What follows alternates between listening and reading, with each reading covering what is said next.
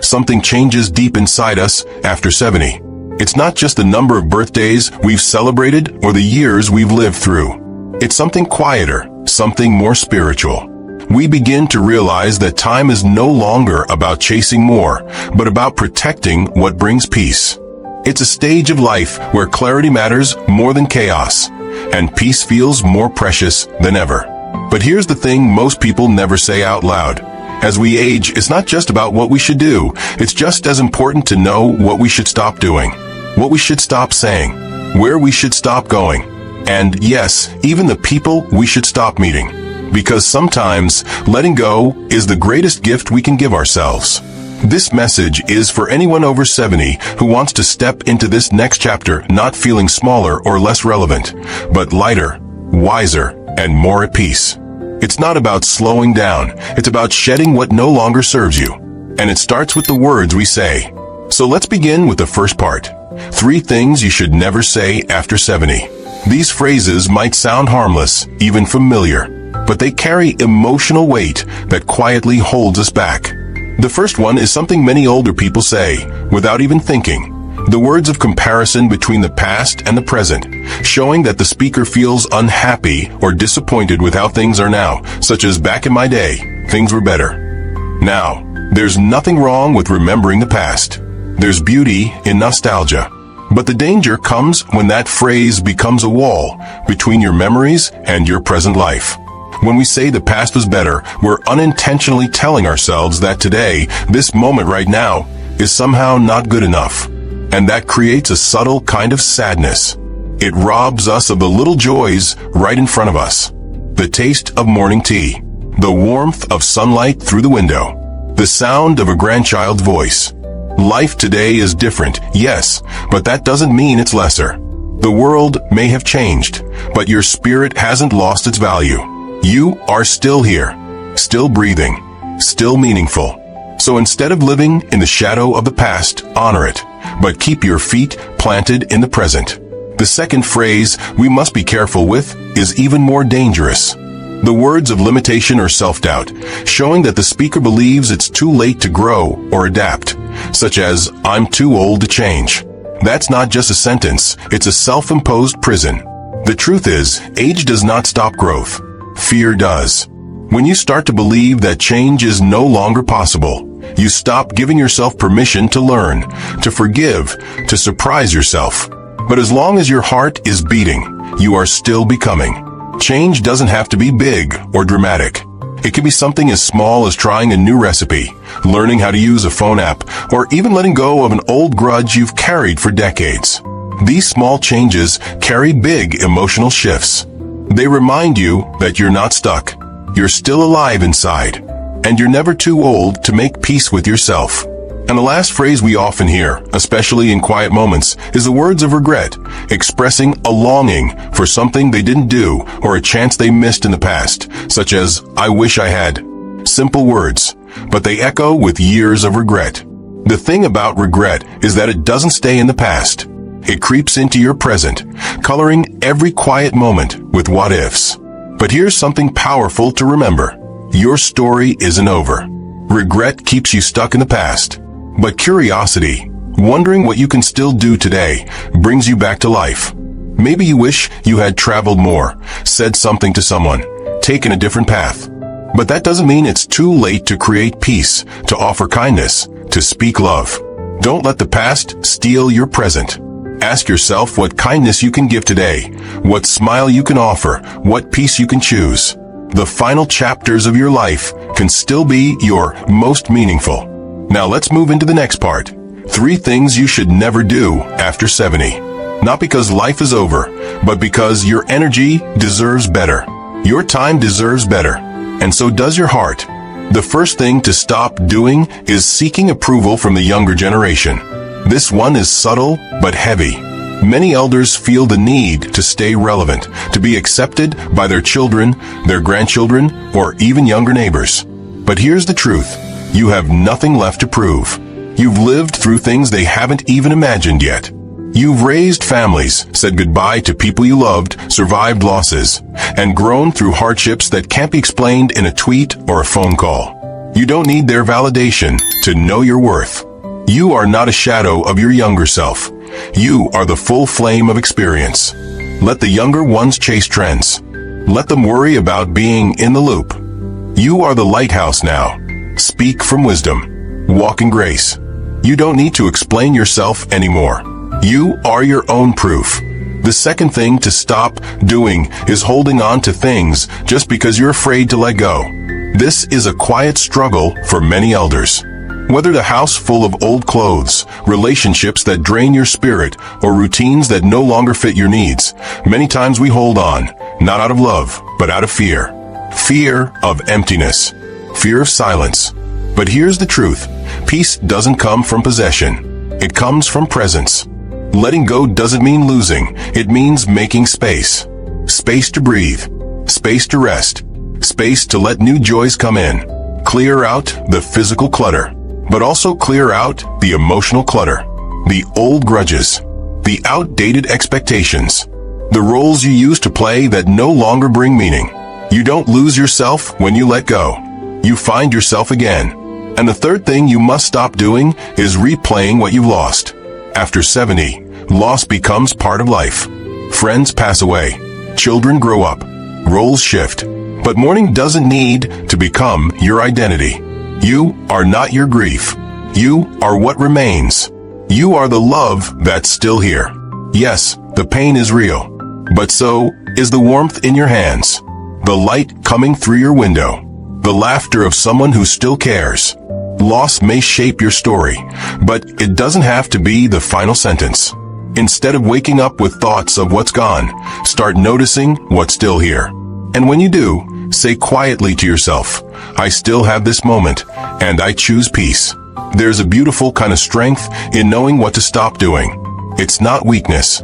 It's wisdom. It's realizing that your time is too precious to be wasted on patterns that dim your light. The next parts of this message will go even deeper, because not only do we need to be mindful of what we say and do, but we also have to be careful about the spaces we enter and the people we let into our lives. And that's exactly where we're headed next. Now let's move into the next part of this message. 3 places you should never go after 70. And when I say places, I don't just mean physical locations. I mean emotional landscapes, social situations, and even mental spaces that quietly rob you of your peace. After 70, your time and energy are more sacred than ever, and not every place is worthy of your presence.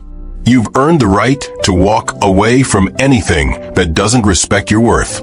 The first place you should never go is anywhere your dignity isn't honored. This could be a family gathering where people talk down to you. It could be a church where you feel invisible. It could be a phone call that always ends with you feeling small. You may have gone there for years out of habit or out of loyalty, but if you leave feeling disrespected, it's no longer a place for you. Dignity is not a luxury in your 70s. It is your baseline. You deserve to be seen and heard without having to fight for it. You don't need to explain yourself. You don't need to tolerate subtle insults or passive indifference. If someone doesn't honor the light you still carry, it's okay to quietly remove yourself. Your peace is not up for negotiation. The second place to avoid is anywhere you're only tolerated, not celebrated. There's a big difference between being included and being truly welcomed. Too often, older adults are invited to events or gatherings out of obligation, not joy. People may call you out of duty, but their attention is somewhere else. Their words are polite, but their hearts are distant. And over time, that energy wears you down. It makes you feel like you're just there, not truly wanted. After 70, your presence should never feel like a favor. It should feel like a gift. You deserve to be in rooms where people light up when you walk in, where your stories are listened to, not brushed aside. Find the places where your laughter is shared, your wisdom is valued, and your being is celebrated. That's where your soul can breathe.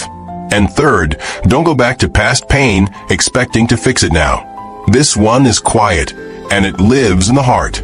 Sometimes we revisit old wounds, old conversations, old places, even old letters, hoping that maybe this time we'll feel closure.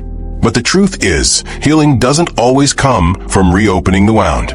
Sometimes it comes from releasing it, from saying to yourself, I've already survived that. I've already walked through it. I don't need to go back there again. You don't owe the past anything more. It's not your job to re-edit the memories, to rewrite what was said or unsaid. You gave what you could. You did your best with what you had at the time. And now, your job is to live forward. Let the past rest in peace. You deserve that peace, too. Now for the final part of this message, let's talk about 3 people you should never meet after 70. And again, this isn't about being cold or shutting people out. It's about protecting your emotional space. The people you allow into your life, even occasionally, have a powerful impact on your mood, your energy, and your self-worth. You've reached an age where you've seen what people are capable of, both the beautiful and the painful. And now, you get to choose who stands beside you. The first person you should never meet is the one who only talks about what you've lost. You know the type. Every conversation turns into a long list of illnesses, funerals, and stories of decline. They speak only of what's gone, never of what remains. And being around them feels like slowly sinking into a fog of sadness. Now, grief is real, and shared sorrow has its place. But if someone never looks up to see what's still blooming in life, they can pull you into the same darkness. You need people who remind you of what still matters, what still works, what still warms your heart. Life is not over. And you don't need someone constantly pointing to the endings when there are still so many middles and beginnings left. The second person to avoid is the one who sees you only as a burden. Sometimes this person hides behind politeness, but their energy says everything. They help you out of obligation, but their presence feels cold. You sense it in their size, in how quickly they rush you, or how little they listen. Being around someone who sees you as a task, not a person, slowly chips away at your dignity. And it can make you question whether you deserve to ask for help or take up space. But let's be clear, you are not a burden. You are not extra weight. You are a full human being, with history and value and presence. If someone cannot care for you with respect, then love yourself enough to care from a distance. You deserve more than tolerated kindness. You deserve warmth. And the third person you should never meet is the one who keeps you small. This may be someone who's trying to protect you. They mean well, but their words sound like limits. You shouldn't try that. That's not for your age. Better to stay quiet. Better to stay home. Over time, you begin to shrink, not physically, but emotionally. You stop trying new things. You stop speaking up. You stop dreaming. And the saddest part is you start to believe that maybe they're right. But they're not. You're still growing. You're still becoming. Age may change your pace, but it doesn't take away your right to evolve. Surround yourself with people who say, try it, do it, go for it. You don't need protectors. You need encouragers. At this stage of life, who you spend time with, where you go, what you say, and what you do, all of it adds up to the quality of your days. And those days are sacred. Let go of what dims you. Stop doing what drains you. Walk away from places and people who leave you feeling smaller. Instead, speak with love. Move with peace. Go where you are free. Be with those who make you feel alive. You are not in your final chapter. You are in your finest chapter. And it begins when you choose peace over pressure, dignity over drama, and freedom over fear. Let this be your quiet revolution. So, if you've made it to this point in the message, take a breath. Let everything you've just heard settle softly in your heart. This is not a list of rules. It's a gentle reminder, from one soul to another, that life after 70 is not about fading. It's about refining. You're not less than you were. You're more. More clear about what matters. More aware of what brings peace. More ready to protect your spirit. If any part of this message spoke to you today, carry it with you. Not as a burden, but as a blessing. Let it guide you when you're unsure. Let it comfort you when old thoughts come knocking. Let it remind you, you are still becoming. Speak only what uplifts. Do only what brings peace. Go only where your spirit feels safe. And meet only those who see your worth. You're not too late. You're right on time for this moment, for this wisdom, for this chapter. And if this message gave you something, clarity, calm, or even just a small sense of hope, take a second to share it with someone who might need it too. Maybe a friend, maybe a child, or maybe just a note to yourself. Because aging isn't something we go through alone. It's something we rise through together. We'll see you in the next message.